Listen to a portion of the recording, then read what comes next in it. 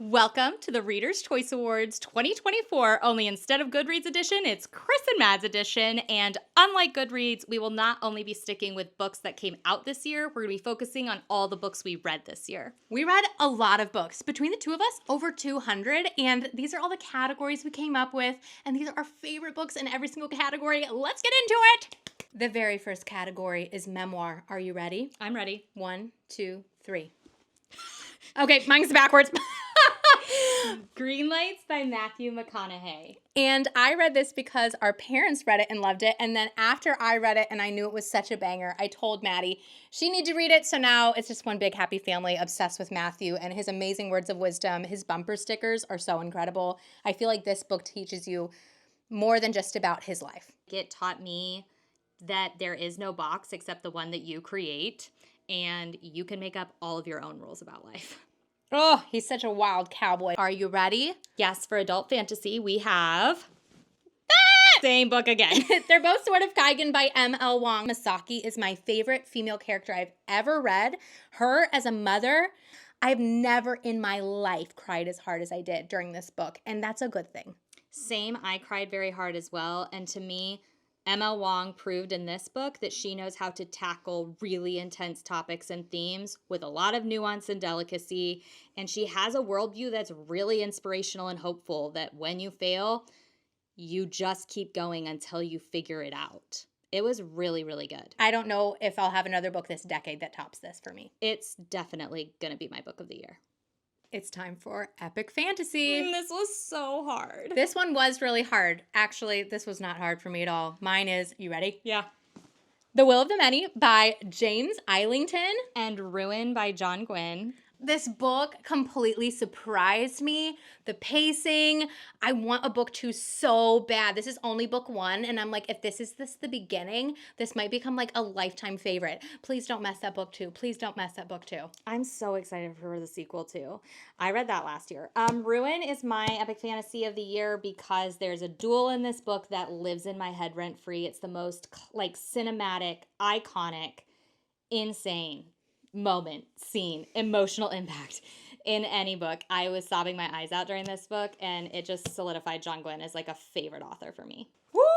Okay, one of my favorite categories of all time. It's time for Romantasy. This was really hard for me. I don't have the physical book because I read it on Kindle, so ready, set. Woohoo! It's Zodiac Academy and Wisteria by Adeline Grace. I did not read a lot of Romantasy this year, but I read this in Ireland, and the ambiance. The man in this book is so scrumptious. I was kicking. I was squealing. I love the scenery. It was perfect. I can confirm that it is perfect. But Zodiac Academy, I had a hard time getting into this because just getting started, knowing how many books there are and how so many people, you either love it or hate it. And I was like, well, you'll never know if you don't try, Kristen. And I tried it. You loved it. And I loved it. So I did not finish it. I'm only on book 4, but it's a great time for me. And I'm so glad that I just went against all the naysayers and found something that's a yay for me. Listen, we want some Romantasy recs for 2025. Heavy on good plot, please. And let's not have any cheesiness. And we're kind of over stabby FMCs too. So it's kind of hard. It's a tall order, but we believe our Romantasies are out there waiting for us. So please give us your recs. She's putting books away as we go. Those are her bum cheeks. I will stand here and protect your honor with this cocoa. I don't know if you can see, but there's little festive marshmallows in here. Okay, so our next category is one of our favorites. It's sci-fi, and we read a decent amount of sci-fi this year. We did. I read a chunk of sci-fi. It was very difficult for me to decide. But this is what we came up with. Ready, set, go. Demon in White by Christopher Rocchio, book 3 in the Sun Eater series. It's so big it's covering your whole head. And I have Dark Matter. This is by Blake Crouch. I honestly think that this was my choice because it like popped the sci-fi thriller cherry I didn't know I had left to pop. You didn't know that was a thing, and then you fell in love with it. And I loved it, so I've since read more of Blake Crouch. He's just really great at pacing. They're not that big, so you can take them down when you just want something that's a bingeable page turner. And Blake does it so well. I was so on the fence with Sun Eater all year. I just like wasn't feeling the hype everyone else was feeling, but everyone kept saying get to Demon in White.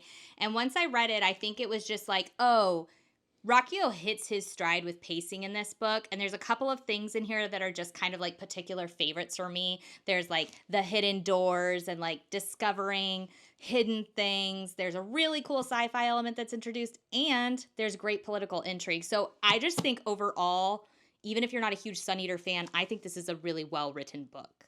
Next category is mystery thriller. Un, deux, trois. I have Artificial Wisdom. This is by Thomas Weaver. I chose Agatha Christie's And Then There Were None because this is the most unpredictable mystery I have ever read. I had so many theories, but I was boggled and doubting myself and gaslighting myself the whole time. And let me just tell you, I did not come anywhere close to guessing.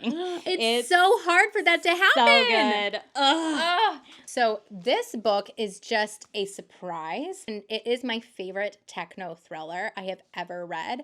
I just think the whole whodunit is something we both love, but because of the cool creative sci-fi element and it being in the near future, just made it different and new is what we need as heavy readers.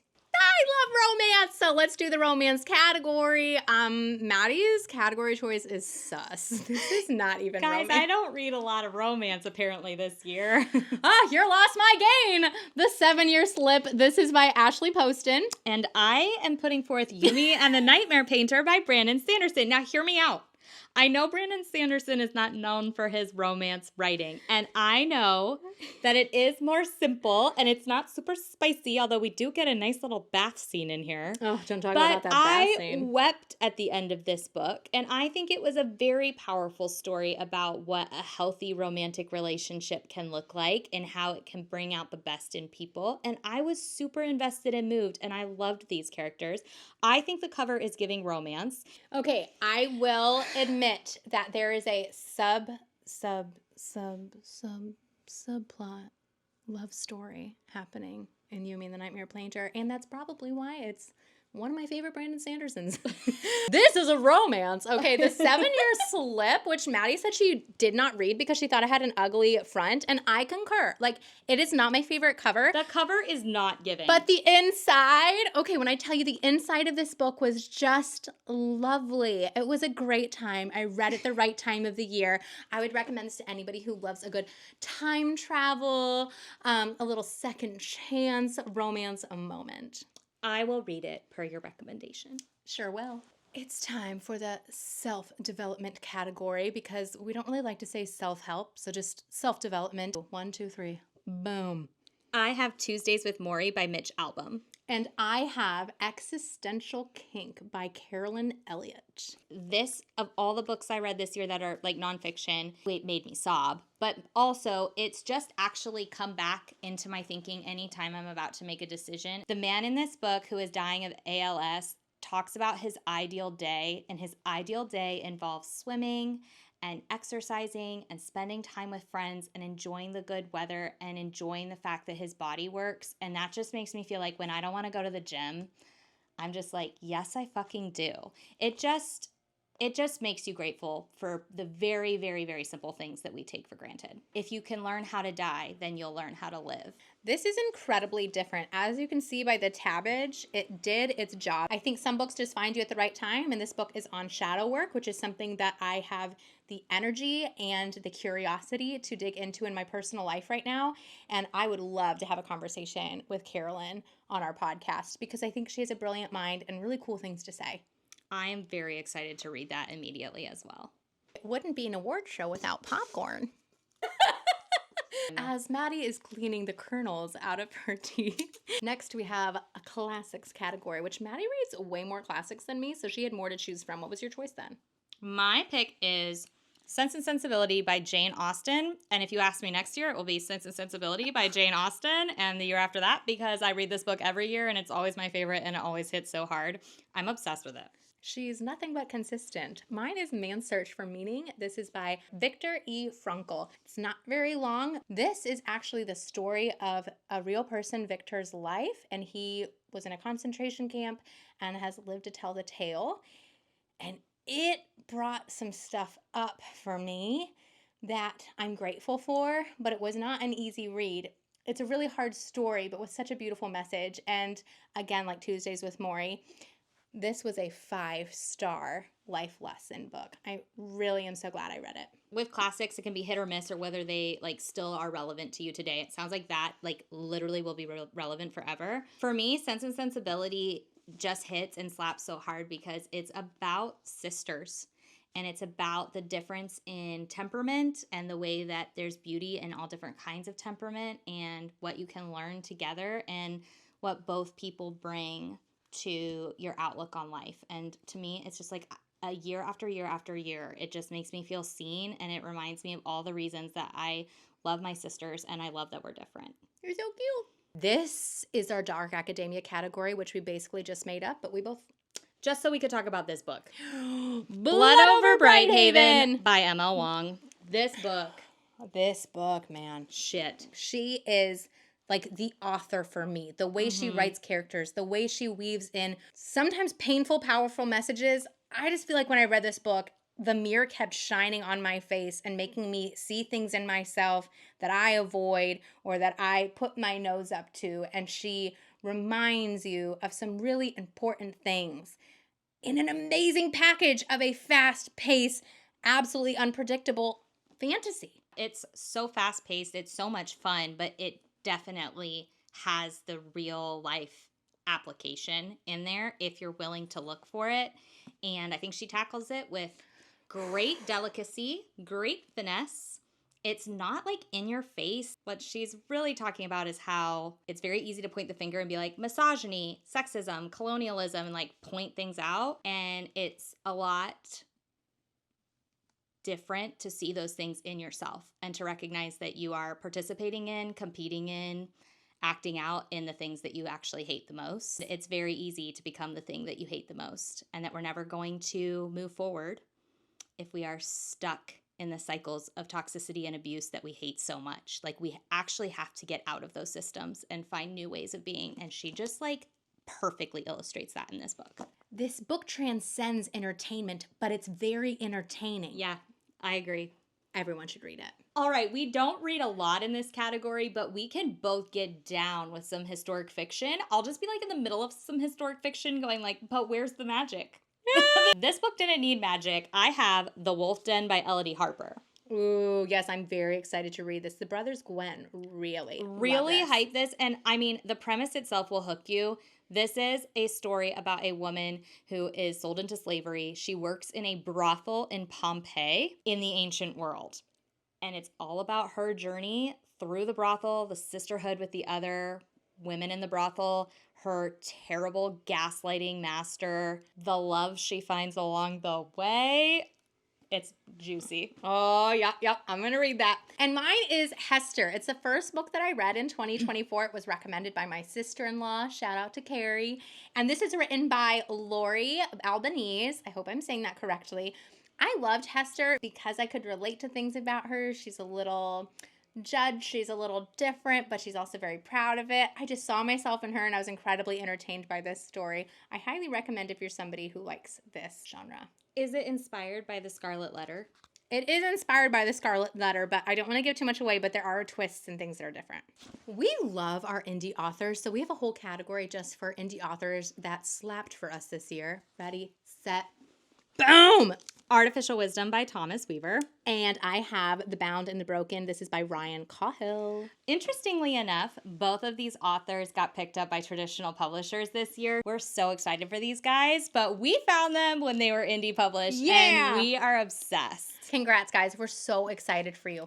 This series that I actually finished this morning is actually still ongoing, so we will get to see more books by Ryan.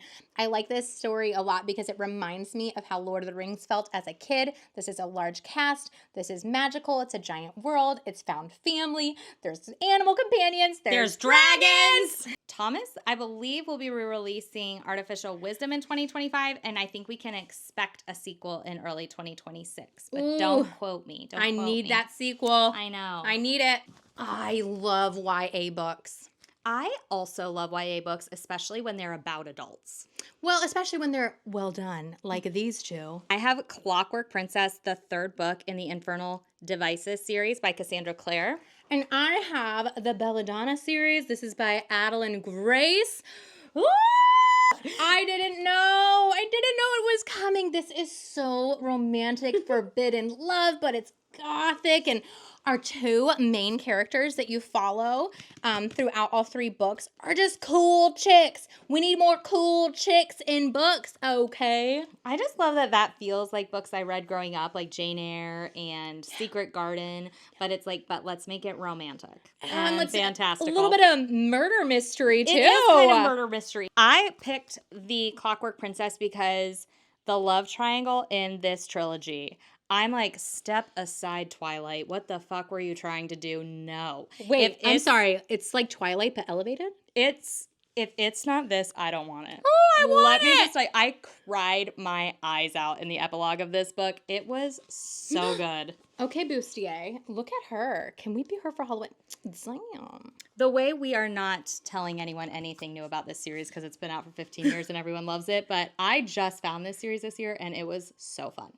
Oh, a little litfic moment. The Goldfinch by Donna Tartt. No one is shocked. It is a Pulitzer Prize winner. So like a couple of people liked it. Some people thought it was also good, yes. I chose Beautiful World, Where Are You?, which is at home in my library by Sally Rooney. I know that this is not like her most popular book. Why is it my favorite?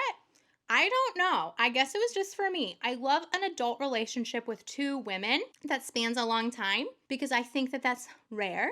And I think it is important. Also, Sally Rooney has a way of like making everything so raw and gritty. Like she doesn't hide the ugly things of life. Sometimes she shows a little too much. And I'd like a little more sunshine. Beautiful World, Where Are You? Kind of depressing, but she actually really slapped with this book. I was delighted by The Goldfinch because I had already read The Secret History and I was worried I'd read like the best from Donna Tartt. She does impeccably well, zooming so deep into the intimate, mundane, nitty-gritty details of a scene that every person, every circumstance, everything you encounter, you don't know what of it is important. She's not just doing plot service, which makes her books incredibly unpredictable. And for me, with how much I read, that is important to me. I don't want to be able to predict the book. So she knows how to write life like it really is. She writes a day or she writes a scene and she's telling you everything that the character is encountering. And as the reader, you get to kind of watch in real time how these things impact a life. Not just epic moments that shape a life, but there's a lot of mundane, everyday stuff that kind of makes you who you are too. And that's just like a really special kind of writing. That's an art form. Oh, do we have a horror for you? This is not something we read a lot of, but we read a really good one this year, and that is The Book of Elsewhere by Neo. AKA Keanu Reeves and China Melville. I think what stood out to me about this book was not the horror elements, but it was thematically that they are really tackling the idea of death and whether if you couldn't die, how that would change your relationship to life itself. What was so bizarre about this book was like the timeline. Yeah, the structure was insane. Also, the POVs were different for the same character. It's like, are you inside of that person? Are you someone else looking into that person? Yes. It was just a mind fuck. I don't know how else to say it. Creative, yeah. But by the end, I felt so obsessed with the message. We've read a lot of books on death this year is what I'm finding. It's a good theme. We all have to wrestle with it sometime. I just thought this book was wildly entertaining. It must have been like an artistic outlet for both of them, like a creative outlet for both people. Yeah, it's not going to be your generic, normal, I'm going to get into it and you kind of know there's a beginning, a middle, and an end. You basically just have to buckle in and say, this is going to feel like taking psychedelic drugs, but at the end, I'm going to feel enlightened. I love a good standalone because when you've got too many series going, I know, you just need like something that's going to wrap itself up decently quick. These are our favorite standalones of the year. The Spear Cuts Through Water by Simon Jimenez. And my non-romantic Yumi and the Nightmare Painter by Brandon Sanderson. It is romantic. Oh, whatever. We read it at the same time as our dad, and we read it with the Sisterhood Book Club over on Fable. This was not what I thought Brandon Sanderson was going to be like. So many people in our family love Brandon. A lot of readers love Brandon, and I was Yeah. like, I don't know, I'm on the fence. Yumi sold me on this man's writing. This story just has really great characters and the vibes, the noodle soups. Oh my God, the painting vibes. in the night. Wow. It was like fantasy noir. It was Yes. so cool. Yes, look at the art on the front. Maddie does have this beautiful edition. It's not giving romance to me, but it is giving me like longing and passion. The Spear Cuts Through Water is one of those books that is so creative in its structure. It is a very interesting narrative style, and you really just kind of have to buckle up and hang on, similar to the Book of Elsewhere. But the payoff is incredible, and it's actually such a tender, beautiful human story in the end. It kind of reads like mythology. So if you can get into it and just kind of take it like a grandmother's bedtime story, there's going to be bizarre things. There's going to be turtles carrying the world on their back. It's very weird, but it's I'd read that. beautiful. It really is so tender and beautiful, and it works amazing as a standalone, so I highly recommend. Second to last category is genre bending. Yes, this is a book that's like you can't even just put her in one genre because she wants to hang out in all of them. Ready, set, go. This is The Book of Doors by Gareth Brown. This is a debut author in his debut book, and it is phenomenal. We've actually got to interview Gareth Brown here on the podcast. This book is what? It's a thriller. It's a romance. It's fantasy. It's urban fantasy. It's kind of lit ficky in that it kind of deals with, I would say, those heavier themes of life. And there's a mystery. Yeah. And there's murder, but it also takes place in bookstores and collecting books, so it's trying to give cozy. It kind of gives cozy. I just couldn't turn pages fast enough. Gareth told us he loves to travel the world. It's like his favorite thing, and he's been to a lot of the places in this book, and you can tell. I mean, it's also a book for people who love travel. It was a little scary. It was a little frightening, yeah. Gareth, you did such a great job. I can't wait to see what other books you come up with. It's the final category. Do-do-do-do. Do-do-do-do-do. This is the category that was actually so hard to pick just one. But we had to do it, and it absolutely had to be in here because this is the majority of what we read. These are our favorite series of the year. Mine is, to no one's surprise, The Realm of the Elderlings by Robin Hobb. Definitely my favorite is the Live Ship Traders trilogy so far. I'm in the fourth part of the series, which is the Rainwild Chronicles, which I also love. Literally, I love all of them. I love Farseer, I love Tawny Man, I love Rainwild Chronicles, but for me, Live Ship Traders was one of the most transcendent things I've ever read in my life. It is so powerful, such brilliant storytelling, so imaginative. It feels so real to me. I was so emotionally invested. It was my favorite reading of the year. I couldn't get enough of it. So this series, for me, top fucking tier. I just feel like you deserve it. You do so much reading. You deserve good reading. Put it somewhere. Let's do this. You could just put it on your hat. I started my John Gwen journey with the Bloodsworn Saga, and I'm hooketh. I'm hooketh. I love his writing. I love his characters. Orca!